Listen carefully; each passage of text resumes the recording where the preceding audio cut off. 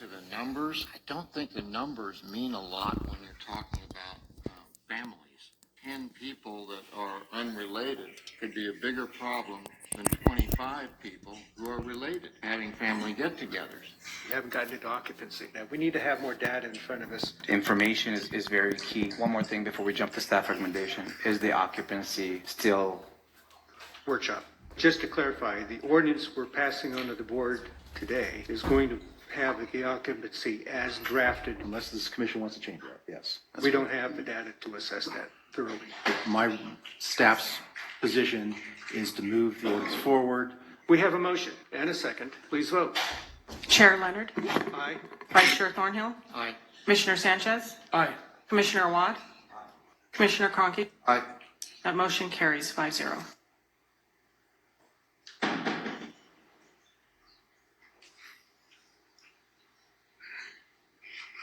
The next speaker is Tom DiCarlo. Tom has been given time from Claire Warner, and David Last. Very good. And There's a PowerPoint presentation, if you could bring that up, please. and a moment ago, Alex DiCarlo approached and said that they needed an extra minute for the video, so Mr. DiCarlo will have 5 minutes instead of 6. Thank you. And can it start when the presentation is up? Thank you very much. Thank you very much for your time today. This has been a long road for everybody here. My name is Tom DiCarlo. I'm a short-term rental owner in the Temecula wine country. Been doing it for 8 years before the ordinance. Never had any complaints. That's probably echoed by many of the people in this room. Never had a complaint. Okay? Yet, we're facing something that will devastate our business. How do we do this? In short, we use technology, noise sensors, some things. Those are some of our ideas, actually. Cameras, and we do vigorous screening on customers. And the people that know what they're doing, we have very few complaints. We're going to go into some of the numbers we've really had to pull to get because your systems don't track things. They don't track normal things that would be used to make these decisions. And I hope that you listen to those and delay a decision on one key element, which is called occupancy. Now, when we first started this discussion maybe a year ago, everything was beautiful in this world. Well, we're in a hellhole right now. The economy is in a tank. The short-term rentals are taking a big dive. Our occupancy is down by over 50%. Not a lot of this is talked about. Okay? If you do this to us, people will be out of business. It's vastly impactful to the people that work for us. It's at the wrong time, and it's not justified. So your numbers won't document or justify what we're trying to do here today. The foundation of this, I have to say something about it, which was the grand jury report. It was very biased. One of the person that wrote the grand jury report was heading an HOA and got her elected because she said she was going to ban the short-term rentals. And when we keep going back to this thing, it has no facts in it. Nowhere in this whole discussion are facts presented on simple things. Like, who's responsible for these complaints? Is it the unlicensed? It certainly is. What happens? What do the license do? How many are there actually being? We just took a number, if you were listening to that carefully, and said there were 2 citations in the last month on short-term rentals in Riverside County. That's not a big number in the scheme of things. When you look at adding code enforcement and you want to do these things, you got to step back and look at the reality of what's happening here, guys. I could say a lot more about it, but I only have so much time to talk about, grandfathering. So let me just talk about this concept of bedroom count or square footage, because I agree with what was put on that last video that got everyone laughing. But the only thing that really is tangible is the California Health and Safety Code adopted in 503B and the Federal Uniform Housing Code. That's the only thing you have to base on. There's no such thing as 2 bedrooms times. That doesn't exist anywhere. A maximum bedroom count of 16 when you want to tie us into a different classification that we aren't. This is a hypothesis there that's fundamentally wrong. So if you do use square footage, it is very scalable. It wouldn't require the house inspections that are being proposed. You can do topographicals of homes and figure out the square footage and deduct out kitchens that people can't live in. And you can come up with real numbers that are defensible by the state and federal government, not the numbers that are being proposed here today. So what we did propose was, if you're going to do that, the numbers need to be much greater. When you get your families together, do you guys truncate yourself at 10? No. You get the brother-in-law and the grandparents together, and it becomes a great life-changing event for 15, 20 people. We're just asking to be reasonable, and this bedroom count is totally unreasonable. Just sit back and think of your own personal experiences. There also needs to be something in the occupancy tied to acreage. There's a vast difference between a small house in a residential neighborhood and some of these sprawling estate mansions that we have. And it's hypothetical about how we might be treated on that, but it's clearly wrong. And the ordinance as is would basically apply to so few people that even would be qualified for it. It's ridiculous. Anyways, you need to look at grandfathering. If you're going to do something like this, you need to grandfather people. And I would just pass on to the next issue. Thank you, Tom.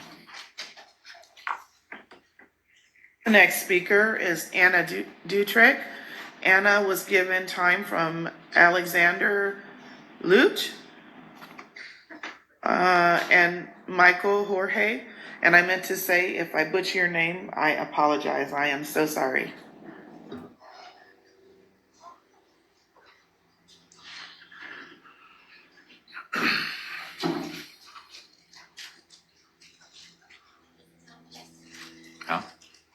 Yeah.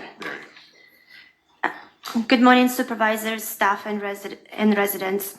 Today, on behalf of so many, I ask you not to turn off the lights. So many residents and businesses have suffered from the pandemic this far, and you know from economic indicators, there is more hardship ahead. One of the main sectors in unincorporated Riverside County is tourism. In 2021, just the Coachella Valley alone had 12.8 million visitors. State and local taxes were 644 million. Jobs were 37,254. Visitor spending was 5.6 billion. And total impact, this is to Coachella Valley alone, is 6.8 billion. Depending on the category, as per 2020 data, about a quarter of that comes directly from short-term rental.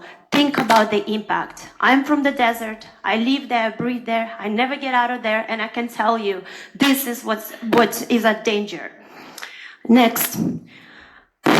As our Visitors Bureau and so many other government agencies are working very hard, putting priority on rebuilding hospitality community, what are we doing here? Are we shutting down the lights on residents and businesses? I'm not going to go into licenses because that's been on the board. But what I do want to mention is this. To so many residents, you know, this is in rural communities. They are supporting the small businesses around them. What are you doing for sporting events, festivals, family gatherings? What about quality of life? These tax dollars and this revenue go into road maintenance, park maintenance, children and senior programs, help pay for salaries of sheriff and firefighters, and so much more. We need this revenue. We need this quality of life.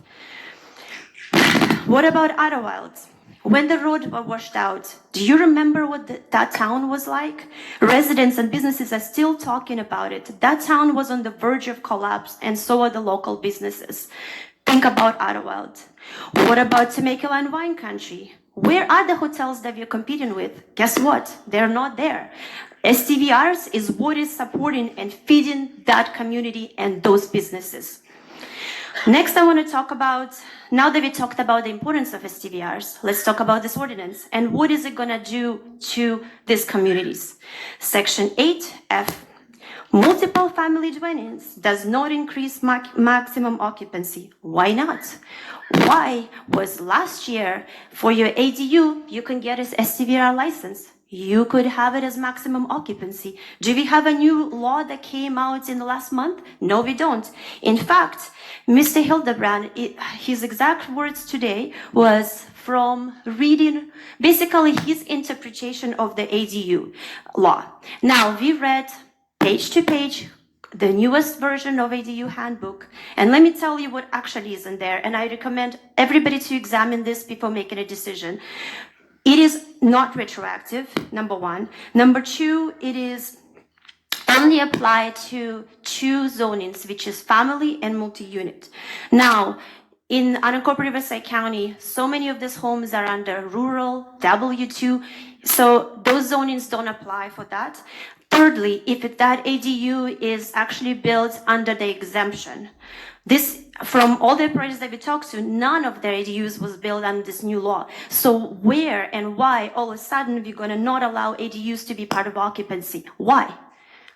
This is arbitrary. Why in the entire Coachella Valley we can rent ADUs, but all of a sudden unincorporated Riverside County can't? Why a 7-bedroom home, all of a sudden now you're gonna remove the second building and you can only host 7 people, and that includes children and infants? Does that make any sense?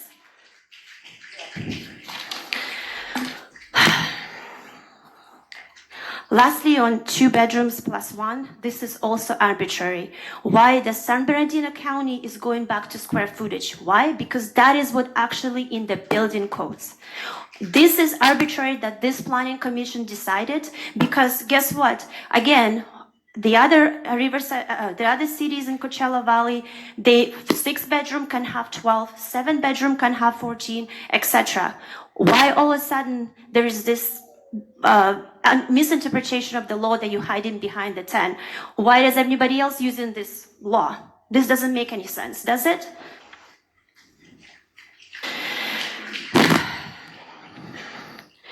And in conclusion, we just ask you, don't turn off the light. Be pro-business, be pro-families, pro-traditions. We need your help. We are all here. Look at this room. This matters to us. We are your constituents. We vote for you, and we need you today. Thank you so much. Thank you. Thank you, Anna. The next speaker is Richard Walker. Richard was given time by Brooklyn Walker.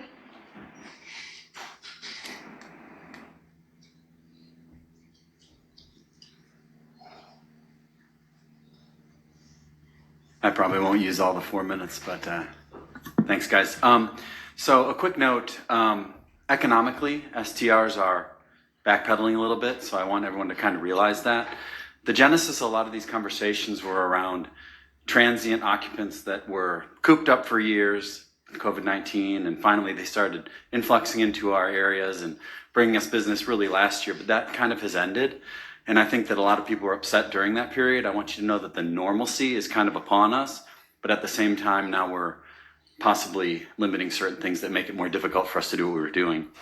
A comment was made about one-night stays, and I'm so happy it's being maintained in the draft. That's super important.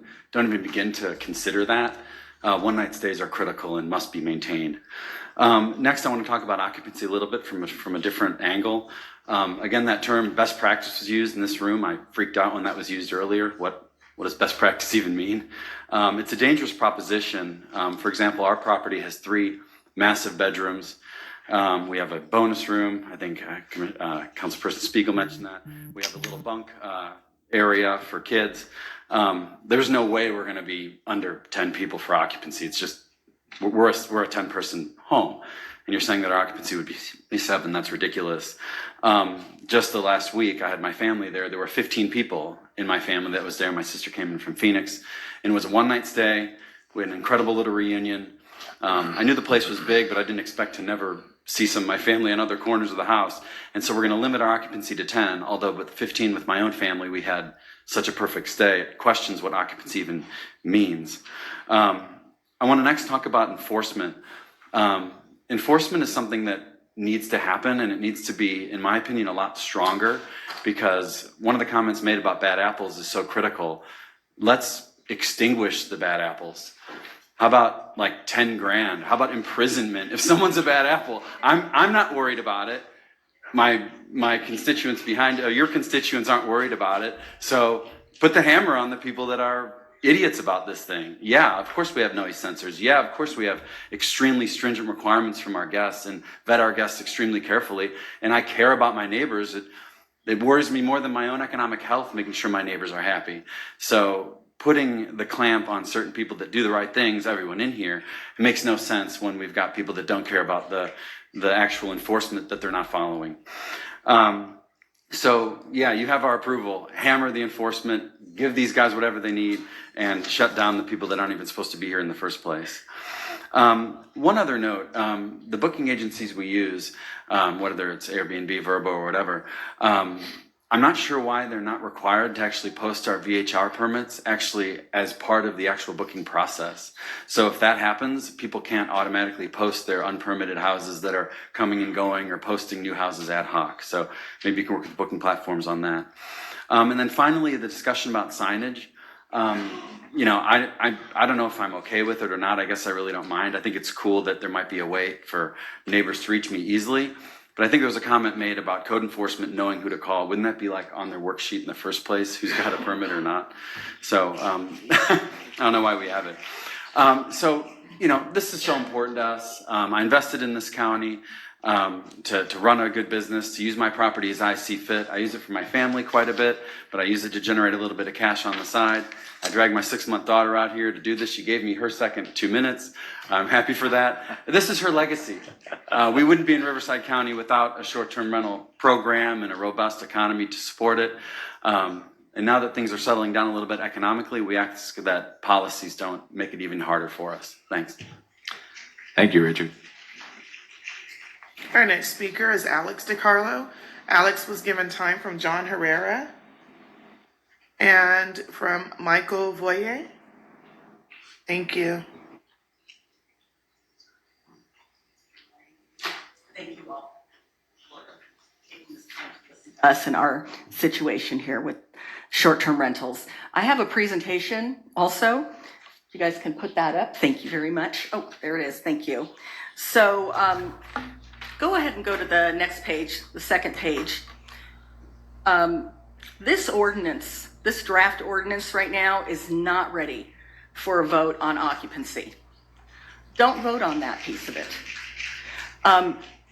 In the comments that the commissioners made in the deliberation that you saw a piece on the video that was played earlier today, 80%, at least 70 to 80% of their comments when they deliberated had to do with occupancy and their concerns that there is no data whatsoever that backs an occupancy limit that is being given in this draft right now. And I'm going to turn to Mr. Hildebrand. As you recall, in that commissioner deliberation, do you recall that 70 to 80% or more of the deliberation where they did not like what was in there had to do with the occupancy limit and the fact that there was no data whatsoever to support it? Alex, this, I believe, on comment here. Am I talking to you guys and Yeah, not you're talking anybody to behind us. me? Yeah, Thank so you very much. we can bring those up. You know, you can Please. say those, and then afterwards we'll direct that. But we don't want to Okay. get it back and forth with her. Got it. Thank you so much. Thank you, no problem. So this will, we haven't looked at, or you haven't looked at, meaning the county, at, who is attracting these noise violations. Turns out it's not the large estate properties that have multi-generational stays. It's actually the 1 and 2 and 3 bedroom properties that have the most violations. Why? Because they're inexpensive, very easy to just throw a party. No one who wants to have a party is looking to find an occupancy of 50 or 75, okay? Because it doesn't exist. They just show up to the occupancy of 5 or 8, and then they have a party with 50 to 100. Now it's up to a good operator to take care of business and have a noise sensor inside or outside, depending on whatever the operator wants to do that they feel is effective. And it is effective. And that's just evidenced by the fact that in the last, 30 days, there was 3 violations and 2 citations from short-term rentals. So are we beefing up the code enforcement that much to deal with what it turns out, based on our research, 0 to 5 violations a month. 0 to 5, 5 being the maximum. There's been some months that have been 0. We looked at 24 months straight throughout Riverside County, pulling sheriff's reports, pulling the call center reports. There's not that many, okay? So it doesn't make sense. And what we're finding is when we do break down which are the short-term rentals that have this problem with these nuisance problems, it does not tend to be the larger estates. It definitely tends to be the smaller bedroom units. And that's just because they're a little bit cheaper for the people that are irresponsible renters and go and then they rent, and no great loss if they get kicked out within a few hours of their stay. So that's who needs to be controlled. So let's see. You need to be looking at, were the past short-term rental violators licensed or not licensed? And oh, by the way, out of those 3 violations in the last 30 days, you know, one of them is from a property that I owned and sold August of last year. That owner still doesn't know that that turned into a violation because your records are not accurate. So I don't want you to ask for us to have signs on our property when everything that you're asking on that sign is information that your code enforcement should already have on a spreadsheet. You know, and I've corrected that because, I mean, when that short-term rental license expired, I got the expiration notice and that I have to reapply for a short-term rental. Well, I don't own that property anymore. Once again, I'm telling them with the code enforcement. So, you know, it's really poor work on the part of code enforcement. In 2016, we had a new ordinance that came in that asks for all short-term rentals to have a license. After 6.5 years, 2/3 have no license. And that's where most of the damage is occurring to our industry. It's from the unlicensed. And that has to do with poor enforcement for 6.5 years. It doesn't have to do with good operators doing a good job. So it has nothing to do with the occupancy. So going on to the next slide, before you vote on the new ordinance, first of all, enforce the existing ordinance that you passed in 2016. Use Decker Technologies, Rentalscape, which is something that you all have already voted on, and that has nothing to do with the ordinance that's already in place. And then handle 95% or really like 98% of the problems with short-term rentals just by doing things like restricting the platforms from booking unlicensed rentals, require the noise sensors, 3 strikes rule, and fines. You know, get rid of the bad operators. You never had that in your ordinance. You never even had a fine, so there was no motivation for bad people or licensed people or unlicensed to even do anything. So finally, last one. Has Riverside County met its fiduciary responsibility to its constituents by studying the financial impacts of passing 9? Thank you. Thank you, Alex. And the next speaker is Ron Kuhl. Ron has been given time by Marcia Hudson and John Bayes.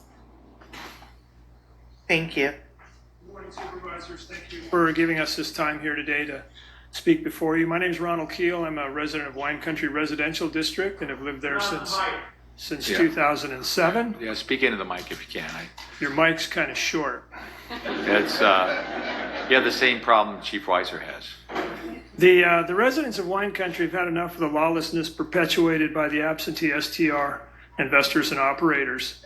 And it's been our experience, and many of the people here that you're going to hear from, that it's not the small folks that are renting out a couple of rooms to make ends meet or make a couple of bucks. It is the big houses. It's the, you know, some of these, they're purchased as investment property. They put, some of them list up to 28 people. I saw one the other day for 34 people. And I think anytime you get that many folks together, whether they're family, whether they're multi-generational families or friends or whatever, especially in Wine Country where people come out to do what? To drink wine. It does get out of hand, and you're going to hear some of that from the folks that are here today. There's a lot of discussion about this occupancy. as a retired architect and general contractor who's been in the business for 35 years, I believe that Mr. Hildebrand and his staff have correctly identified the occupancy number at 10. Because if you go beyond that 10, you now change to that R1, which is a hotel. That's the occupancy group that the hotels use. So if you want to approve that and go beyond 10, just know that you're authorizing hotels in the residential area. That's the bottom line. Don't be fooled by that these unpermitted STRs are the problem. The majority of what you're going to hear today, these big ones, they are permitted, but the owners are not there. They're absentee owners. They're unhosted. The folks that put together the Wine Country Community Plan decades ago, I think had the wisdom to see that if we have the owner reside on site, that they police themselves and they don't have these issues. And if you go back and review that, every one of those lodging opportunities, Cottage Inn, Country Inn, Bed and Breakfast, they're all hosted by the owner, and it's specific that they reside on site. So my approval of the draft, and I am hoping that you approve it today, but it is with the caveat that there is a phase 2 to talk about some restrictions and limitations, particularly in wine country. I have to respectfully disagree with Mr. Hildebrand with regard to short-term rentals being allowed in wine country. Those folks that worked on this for all those decades worked too hard to come up with those rules and regulations and 40 pages of land use restrictions on what you can and can't do and the description of these cottage inns and country inns. So I'm not, and many of the folks here are not anti-lodging. We're anti-absentee owner short-term rentals. We want them hosted. I don't care what you call it, but we want them hosted. If the owner lives on site, the majority of your problems are going to go away. I don't know if he's changing the slides. Thank you.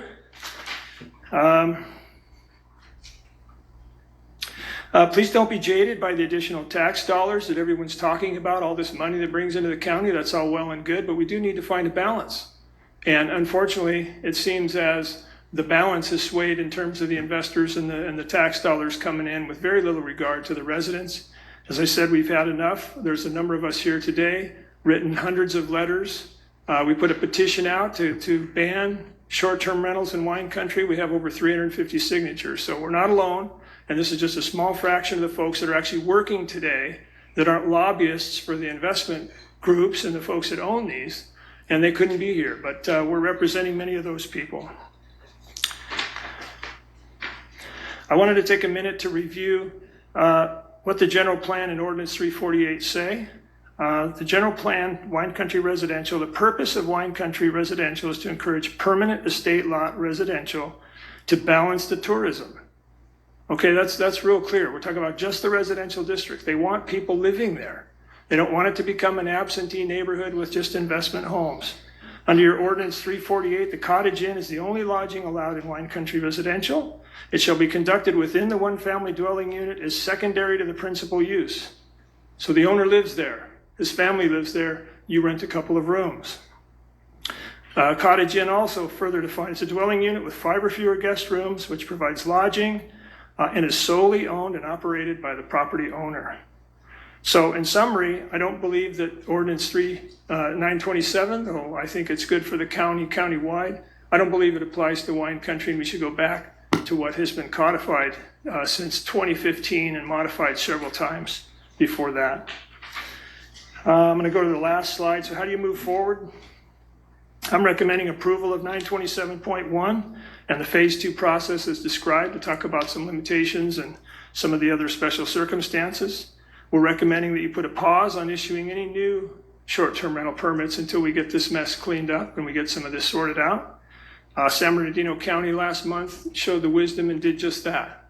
And they put a 45-day moratorium on future short-term rental permits to give themselves time, because they're in the same predicament you're all in, trying to figure out what are we going to do to clean up the mess and to get this back under control. We've heard a lot about enforcement, and I know that the code enforcement folks are a fraction of the size they were years ago. And as Mr. McGee indicated, the only thing they respond to is somebody making a complaint. There's nobody just driving through the neighborhoods to see what's going on. If any of you drive through Temecula wine country, you might be shocked to see how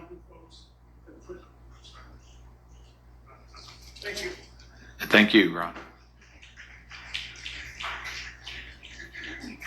Our next speaker is Teva Walker, followed by Alicia Ivar. Alicia has been given time from Terry Gonzalez. Very good, thank you.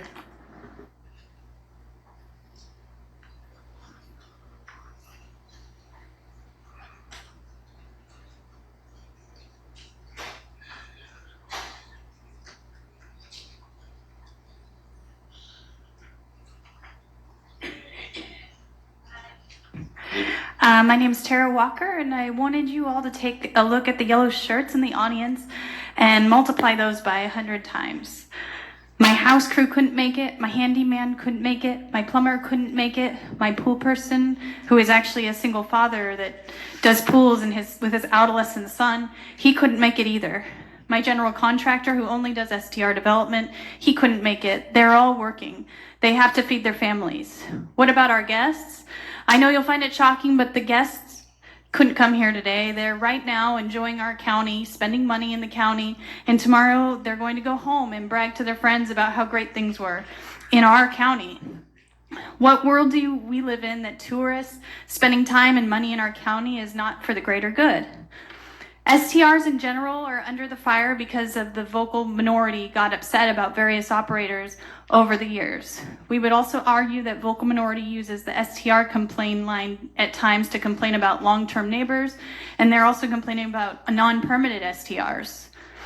I know we're very impatient animals and that we want things better right away, but let's take a big step back. Let's absolutely pulverize STRs that are not permitted, and let's give operators that are permitted a chance to settle their policies, get better guests, and get better operators. Thank you for your help. Thank you.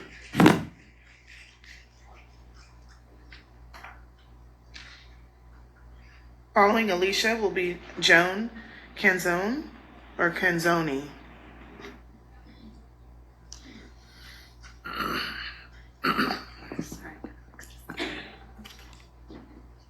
Good morning.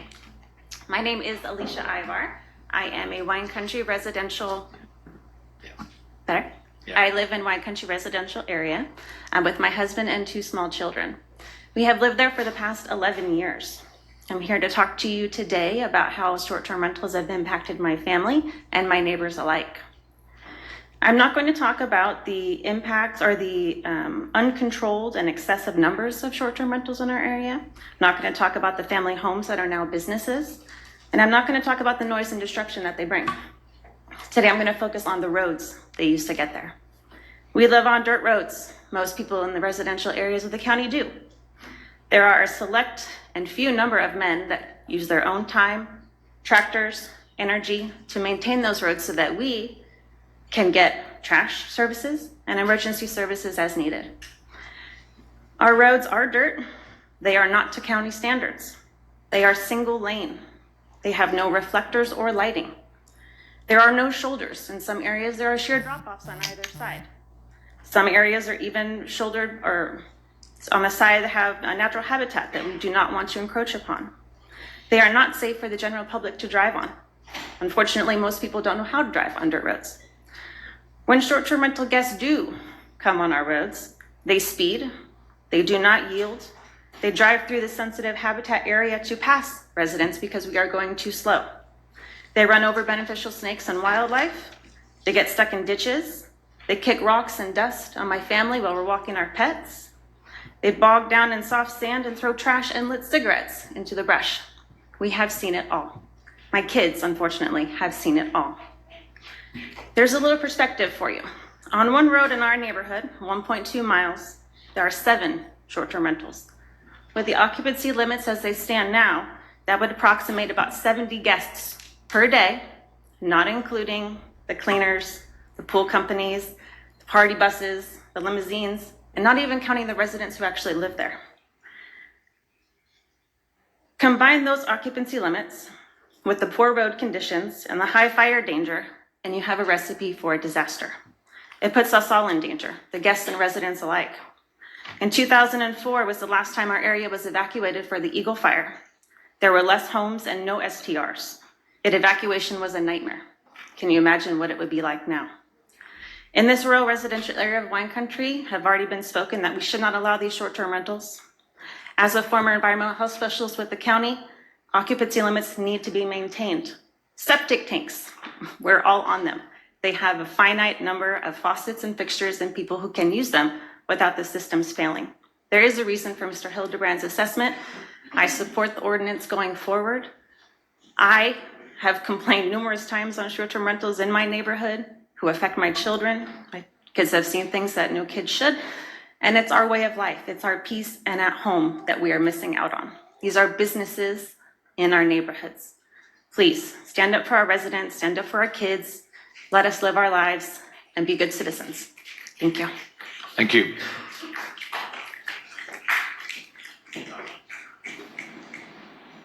Joan? Following Joan will be Jeff Comachero. Okay, so after Jeff, we will go ahead and we'll break for lunch. So we'll listen to Joan and Jeff right now. Good morning. My name is Joan Canzoni, and when we moved to wine country 5 years ago, we only looked at houses in the residential wine country overlay because we liked the protections awarded by that overlay and the area plan ordinance. At that time, we wanted to open a bed and breakfast in our home, but according to the overlay, only a cottage inn with limited number of rooms available to be rented, with the owner being in residence in the main house. That's what was permitted. So when we came across our home and fell in love with our forever home, we realized this isn't going to work for that under those guidelines. So we said, okay, are we going to do it or not do it? Said, this is our love home. We're staying and we're not going to do it because we didn't want to go around the process, around the permitting. We had a guest house we could rent out. We said, nope, if we can't do it by the rules, we're not doing it at all. Today, we ask that you uphold the wine country overlay ordinance. Stop permitting short-term rentals that go against the ordinance that was created to protect the balance of the tourism and its effects on the unhosted, the effects that the unhosted guests create.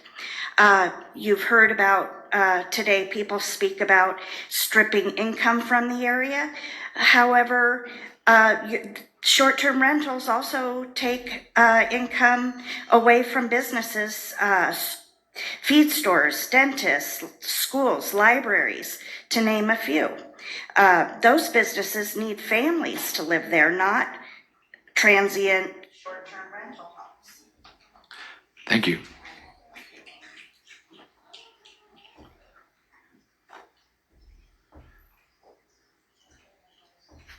You know that guy. Well, is it still morning? Good morning. It's nice to be here. It's been a while. Anyway, my name is Jeff Comachero. I've been asked by a few property owners in Temecula wine country to review this proposed ordinance and comment on it if necessary. And I'm also a property owner in wine country myself.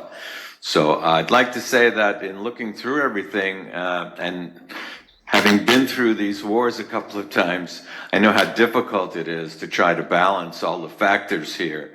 The residents that may be impacted by short-term rentals and those property owners who have a right to do on their property what they would like to. So it's difficult. I think your staff and the Planning Commission have really done an excellent job of putting together an ordinance that balances those factors. And as the chairman said, it's not perfect, but nothing ever is. And the old adage is generally if everyone is equally unhappy, you've done a good job.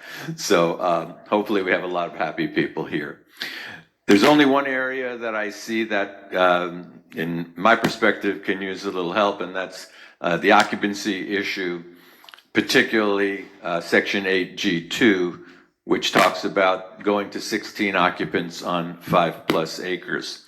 It seems to me that that's too restrictive, that 5 acres is a very large property, And there's nothing really that you can't do on 2 acres, for instance, that you could do on 5 acres. You can buffer the way you need to buffer. You can certainly handle noise. You can park on site in 2 or 2.5 acres. So my ask would be that you review that, take a look, and the rest of the ordinance, or me and those who I'm representing a few because I've failed miserably at retirement. But anyway, I'd appreciate that consideration, and generally speaking, we would support passage of the ordinance. Thank you. Thank you, Jeff. So at this point, what we're going to do is we're going to take a 1 hour break for lunch. That will allow us to go into closed session also. And with that, I will ask Ronak, do we have anything to report out of closed session? There will be no reportable action today. There will be no reportable action. If I can do a plug here, we have a great little private business here inside called the Creme de la Creme. It's probably going to be pretty crowded, but there's several places here, and we will get back together in an hour. Thank you all.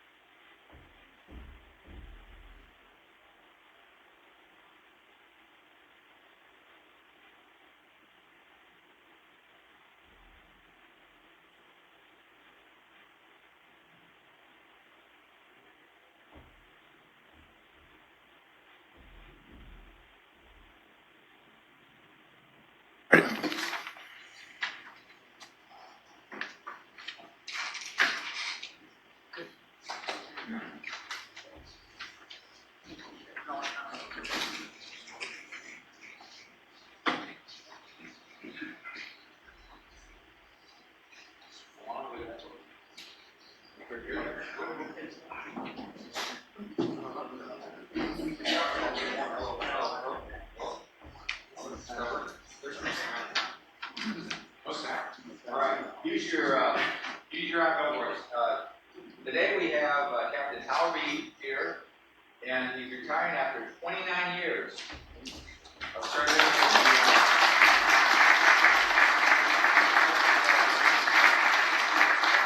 I'm going to turn this over right now before we give him a really nice golden view thing to hang on the wall.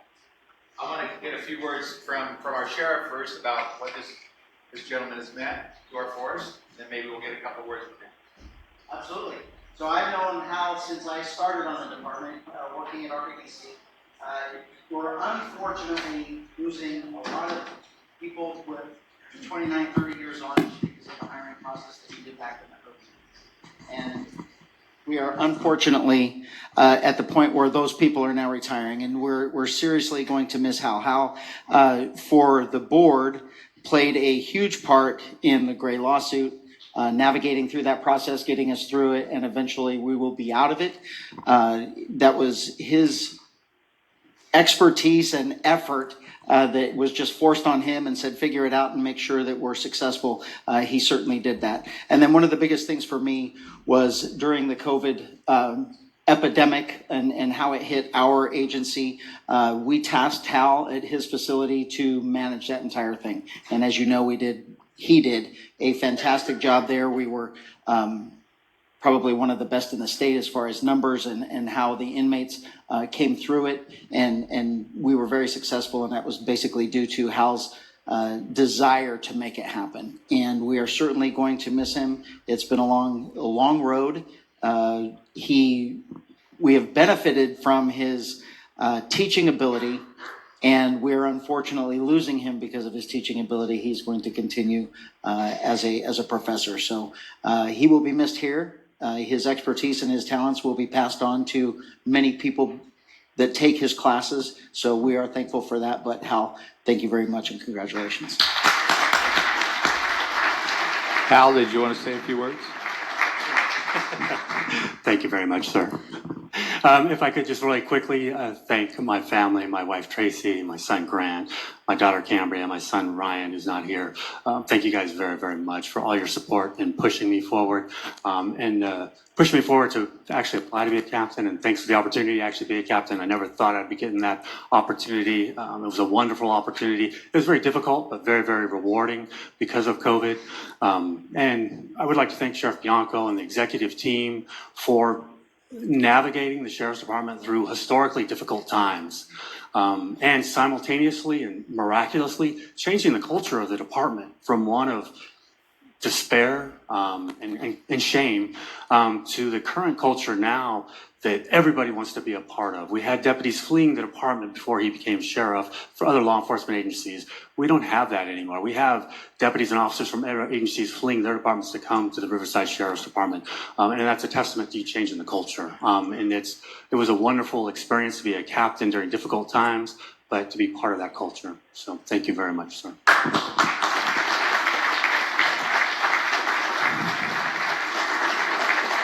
Hal, you know,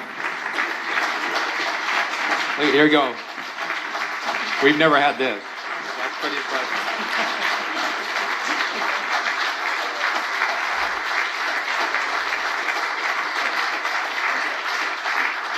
All right, we made an exception for applause. That's fine. You know, whereas there's a lot of whereases here, but you know, he was hired as a deputy sheriff in 1993, and he got reclassified to correctional deputy 3 years later. Was assigned to the corrections department, and he began his career at the Robert Presley Detention Center. In January 2000, Hal Reed was promoted to the rank of correctional corporal and transferred to personnel division. September 2006, he was promoted to correctional sergeant and transferred to the Southwest Detention Center, now named the Coy Spur Detention Center, supervising floor operating support service teams at the facility. Correctional Sergeant Hal Reed solidified himself as a key component of the adjunct instructor staff at the Ben Clark Training Center, with a primary focus in report writing, dedicating himself to the educational development of staff assigned to corrections via coaching and mentoring. This goes on, and he's gone on, and what the sheriff said is, this is a teacher, this is a mentor, and fortunately it sounds like you're going to go on and be a professor, and we're going to lose somebody really great here, but I'm sorry that this came in and it wasn't directly on the agenda, but I wanted to use this as my comments because these kind of people in our county are so important, and I'm so glad we're honoring you today. And here you go, this is for your wall, and I'd like you to come over here and shake the hands here, and we'll get to some really good pictures.